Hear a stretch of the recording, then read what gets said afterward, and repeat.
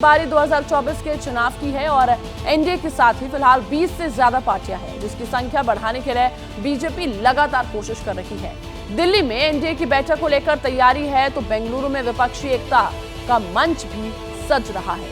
23 जून को पटना में हुई विपक्षी दलों की बैठक के बाद अब आगे की चर्चा के लिए बेंगलुरु में विपक्षी दिग्गजों का जुटान होगा। आइए आपको दिखाते हैं।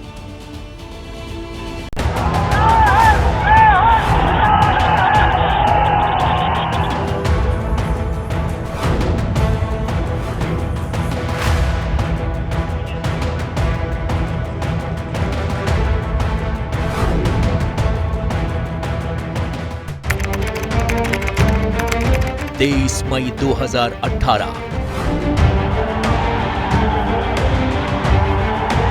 कर्नाटक में जेडीएस कांग्रेस की साझा सरकार के शपथ ग्रहण का मंच सजा था। मंच पर विपक्ष के तमाम दिग्गज मौजूद थे। चंद महीने बाद होने वाले लोकसभा चुनाव से पहले विपक्षी एकता की इस तस्वीर ने राजनीति में बड़ी हलचल पैदा की थी। 20 मई 2023 सूबा वही कर्नाटक, इस बार सरकार सिर्फ कांग्रेस की बनी।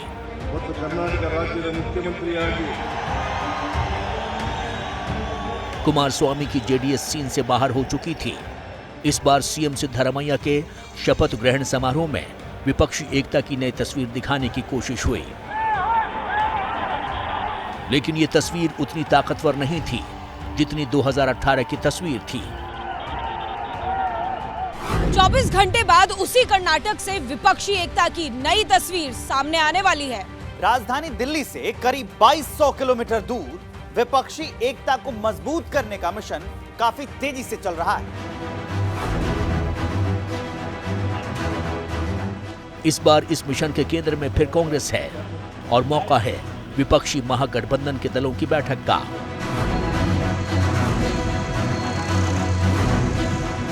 बेंगलुरु में होने वाली विपक्ष के इस महाजुटान का ऐलान तो पटना में 23 मई को हुई बैठक के बाद ही हो गया था।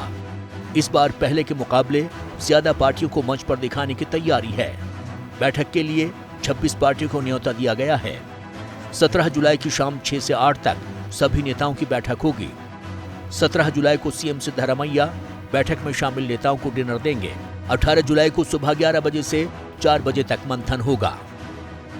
विपक्षी एकजुटता के लिए हो रही इस बैठक में उन छोटी छोटी पार्टियों को भी बुलाया गया है जो केरल, तमिलनाडु, यूपी जैसे राज्यों में असर रखती हैं।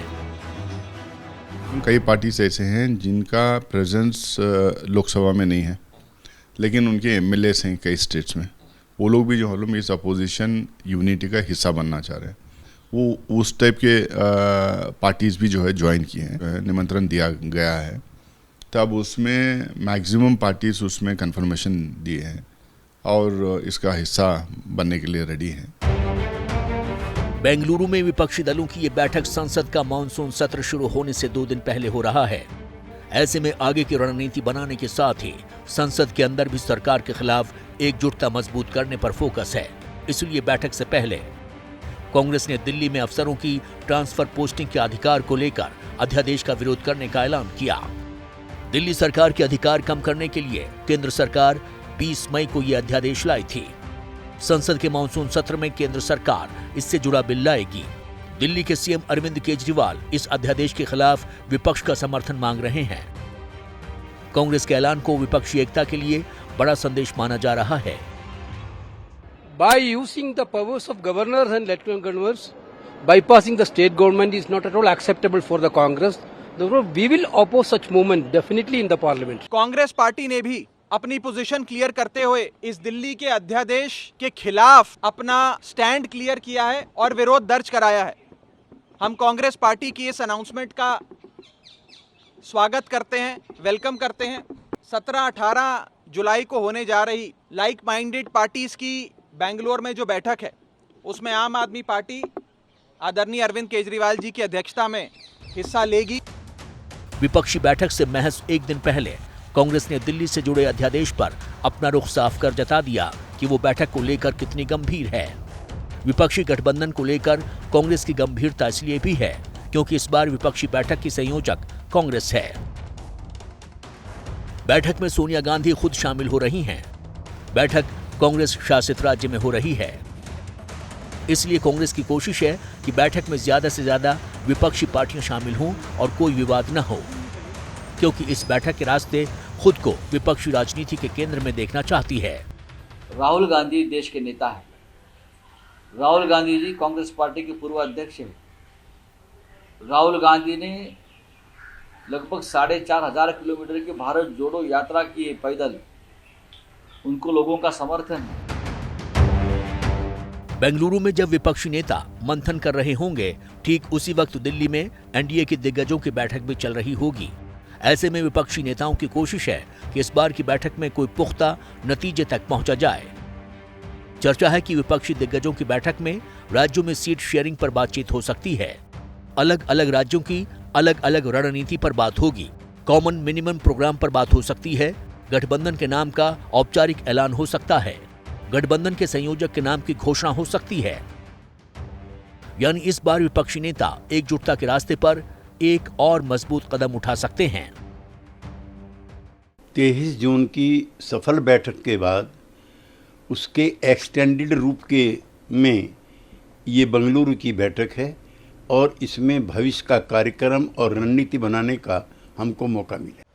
पटना से चलकर बेंगलुरु तक पहुंचते पहुंचते विपक्षी एकता की बात अब आगे बढ़ती नजर आ रही है।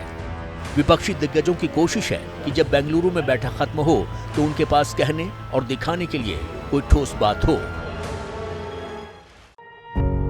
पत्रकारिता कोई इमोशन नहीं है, ना अपना कोई ज्ञान देना है और ना कोई विचार थोपना है। पत्रकारिता क्या है? पत्रकारिता का मतलब है सही जानकारी इकट्ठा करना और तथ्य बताना। पत्रकारिता आज जितने महत्वपूर्ण दौर में है, शायद पहले नहीं थी। इस दौर से निकलने के लिए सिर्फ सच दिखाने की जरूरत है, वो सच जो आपके हित को आगे रखे। इसलिए अब रात 9 बजे प्राइम टाइम नहीं होगा, ये आपका टाइम है। जगविंदर पटियाल के साथ देखिए पब्लिक इंटरेस्ट 17 जुलाई से सोमवार से शुक्रवार रात 9 बजे सिर्फ एबीपी न्यूज पर। एबीपी न्यूज आपको रखे आगे।